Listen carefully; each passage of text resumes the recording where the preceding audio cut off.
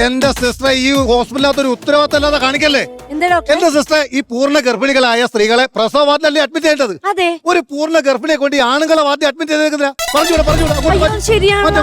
എന്ത് പണിയെ കാണിക്കുന്നത്? അതെ, നിന്റെ പ്രസവ വാർഡിലല്ലേ എടുത്തേ, നീ ഇതിവിടെ നടക്കണ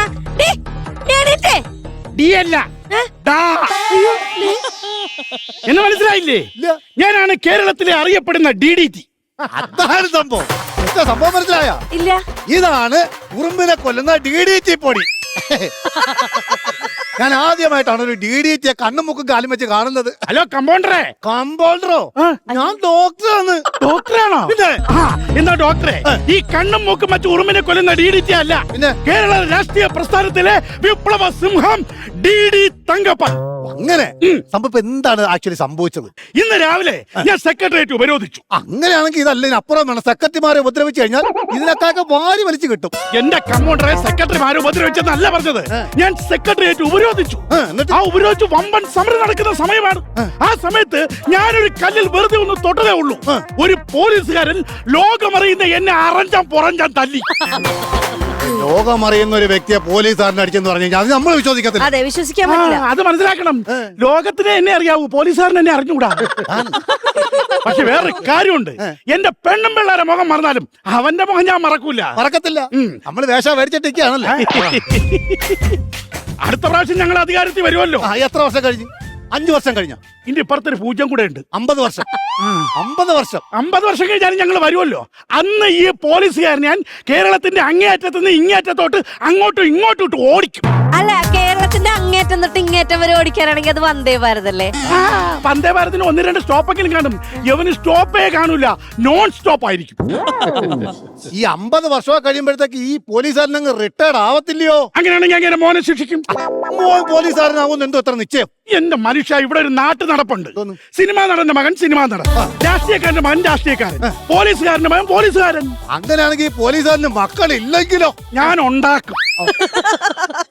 എന്നാലും എന്റെ ഡോക്ടറെ, ഈ മുതുകിലെ അടി അങ്ങോട്ട് വേദനിക്കുമ്പോഴേ എനിക്ക് രോക്ഷം അടക്കാൻ പറ്റുന്നില്ല. രോക്ഷം വരണം. ഞാൻ കാക്കിക്കുള്ളിൽ പോലീസ് എങ്കിൽ നിയമം ഞങ്ങൾ പാലിക്കും. കാക്കിക്കുള്ളിൽ കാവാലികനെങ്കിൽ അപ്പോഴേ നിയമം ഞങ്ങൾ പാലിക്കും. മാറാ വഴിയെന്ന് വണ്ടി വിട്. നേരെ പോ. മതി കേട്ടാ മക്കളെ, മതിടാ. സാറിന്റെ തലക്കല്ലേ കംപ്ലൈന്റ്? സാർ പിന്നെ എന്തിനാ സാറേ വീൽ ചെയർ വന്ന് സാറിന് നടന്നൂടെ? ഇത് നടന്ന് ഞാൻ അവിടം വരെ വന്നതാ. അപ്പൊ ഓപ്പറേഷൻ തിയേറ്ററിന്റെ ഫ്രണ്ടിൽ അവൻ ഈ വണ്ടിയായിട്ട് കാലിയായിട്ട് നിൽക്കുന്നു. എന്നാ പിന്നെ ലിഫ്റ്റ് അടിച്ച് പോരാന്ന് വിചാരിച്ചു. മക്കളെ പൊക്കോടാ. സത്യത്തിൽ എന്തോ സാറേ സംഭവിച്ചത്? സംഭവിച്ചൊന്നും പറയണ്ട. രാവിലെ സെക്രട്ടറിയേറ്റ് മുന്നിൽ ഭയങ്കര സമരമായിരുന്നല്ലോ. ഞാൻ സ്ഥിരം പരിപാടി കണക്ക് രാവിലെ ലാത്തിയും കൊണ്ട് ഇറങ്ങി പിന്നെ അങ്ങോട്ട് ലാത്തി ചാർജ് ചെയ്തോണ്ടിരിക്കുക. അതിനിടയിൽ ഒരുത്തൻ ഒരു ചുടുകല്ലെടുത്ത് ദേണ്ട ഇവിടെ ഒരൊറ്റ എറി. ഓ, നല്ല മുറിവുണ്ട്. തീരുമാനമായി കേട്ടോ. അതെ സാറേ, ഈ ആളിനെ കണ്ടു കഴിഞ്ഞാൽ അറിയാൻ പറ്റുമോ? അതാണ് പ്രശ്നം. അവൻ ഈ മുഖം മറച്ചിട്ടാണ് കേട്ടോ എറിഞ്ഞത്. രക്ഷപ്പെട്ട്. അതുകൊണ്ട് മുഖം വലിയ പിടിയില്ല. ഇവൻ എറിഞ്ഞതിന് ശേഷം ഒന്ന് തിരിഞ്ഞപ്പോ ഞാൻ ഇത് വെച്ച് മുതുകു ഉളക്ക് ഒരു 4 എണ്ണവും കൊടുത്തപ്പോഴത്തേക്ക് അവന്റെ ഒരു അലർച്ചയുണ്ടായിരുന്നു, ഒരു നിലവിളി. അവന്റെ ശബ്ദം എന്താ ഇവിടെ കിടപ്പുണ്ട്. ആ ശബ്ദം വെച്ച് ഞാൻ അവനെ പിടിച്ചോളാം. പെടും. അയ്യോ, ഹലോ, നിങ്ങള് രാവിലെ സെക്രട്ടേറിയറ്റിന് മുമ്പ് സമരത്തിന് വന്ന ആളല്ലേ? എന്റെ പൊന്നു സാറേ, ഞങ്ങള് സെക്രട്ടേറിയറ്റിന്റെ മുമ്പ് സമരത്തിന് വന്നെന്നുള്ള കാര്യം ശരിയാണ്. പക്ഷേ ഒരു കല്ലെടുത്ത് പോക്കണമെങ്കിൽ നമ്മുടെ വിരൽ ഇങ്ങനെ നൂരണ്ടേ. നമ്മുടെ ഈ വിരൽ നൂരൂല ചാറേ. അപ്പൊ പിന്നെ നമ്മളെങ്ങനെ എറിയും ചാറേ? അത് ശരിയല്ല. നേരത്തെ ശബ്ദം ഇങ്ങനെ അല്ലായിരുന്നല്ലേ? അതെ, നിങ്ങൾ ഇവിടുത്തെ ആരാ? ഞാൻ ഡോക്ടർ. നിങ്ങളുടെ പണി എന്താ? ജീവൻ രക്ഷിക്കലാണല്ലോ. നിങ്ങൾ എന്റെ ജീവൻ രക്ഷിക്കൂല. അപ്പൊ എന്റെ സ്വന്തം കഴിവിൽ ഞാൻ എന്റെ ജീവിതം രക്ഷിച്ചോട്ടെ. അതിന്റെ ഇടയ്ക്ക് ഒരു കുരു ആവല്ലേ?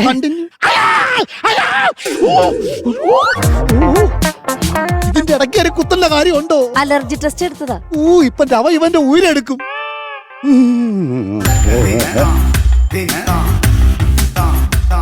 ഒന്നും കൂടെ വിളിച്ച്.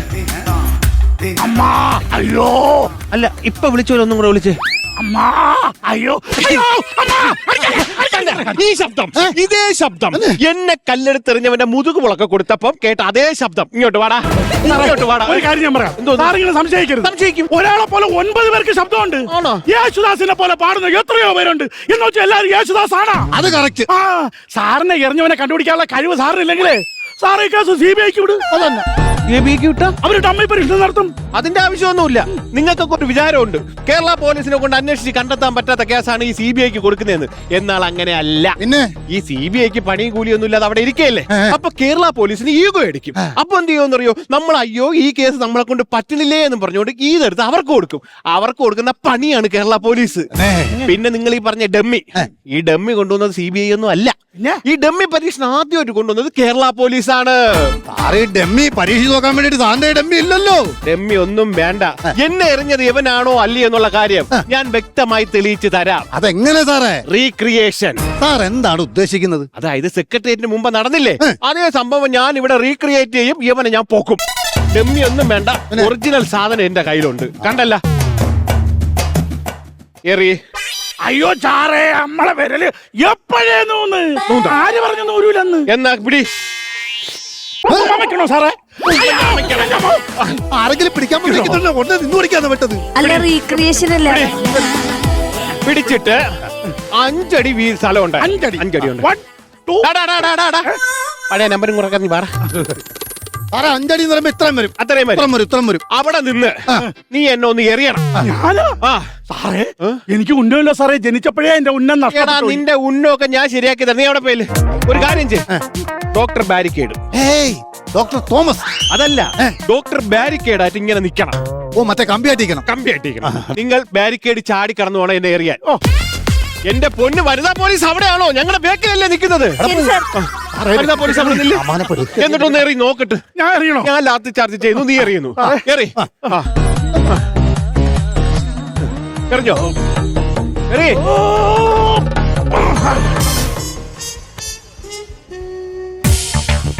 ഇത് വൈഡ് എറിഞ്ഞത്. ഞാൻ പറഞ്ഞില്ല എനിക്ക് ഉന്നമില്ലെന്ന്. വൈഡ് സംഭവം വൈഡാണിത്. നിനക്കുന്ന ഉണ്ട്. നീ നേരെ എറിയോ. മര്യാദക്ക് എറിഞ്ഞില്ലേ അടിച്ചു പുറം ഞാൻ പൊളിക്കും. സാറേ ബോൾ കൊടുക്കാം. ഇതാ പിടി. മര്യാദക്ക് എറിയണം. ഇത് വൈഡ് ആയതുകൊണ്ട് ഞാൻ ക്ഷമിച്ചു. ഞാൻ നോക്കാം. വൈഡാണ് കറക്റ്റ്. ഇനി അവനെ വിട്ടുകൊടുക്കാൻ പാടില്ല. ഇല്ല കറക്റ്റ് ആണോ? ഇത് നോക്ക്, കറക്റ്റ് ആണോ? അത് എന്റെ കീപ്പറെ കറക്റ്റ് ആയിട്ട് കീപ്പ് ചെയ്യും. Okay first ball.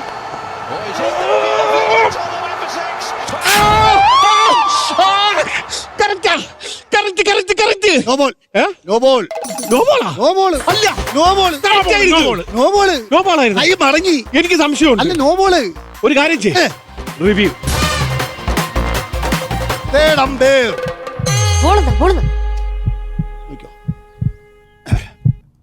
ഓക്കെ ആണല്ലോ.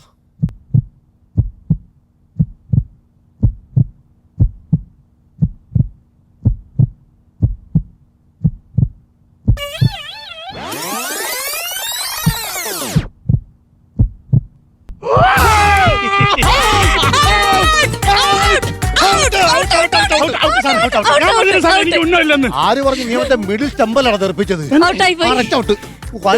കേട്ടോ, പൊളിഞ്ഞു കേട്ടോ. പണി പാളി. ഇവിടെ പടി കിടക്കും. ഓടിക്കും. നിങ്ങളല്ല.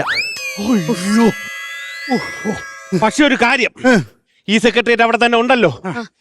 ഇനി സമരങ്ങൾ വരുമല്ലോ. അവൻ ഇനി ഇതുപോലെ കല്ലും കൊണ്ട് വരും.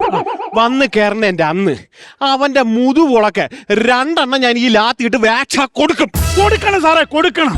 അവന് 2 അടി സാർ കൊടുക്കണം. അത് സാറിന്റെ മര്യാദ. അതെ, അല്ലാതെ ഇന്ന് രാവിലെ എന്നെ അടിച്ചോലെ ഇതുപോലെ പുറഞ്ഞ അടിച്ച് തള്ളിക്കളയല്ലേ സാറേ. അടിപൊളി.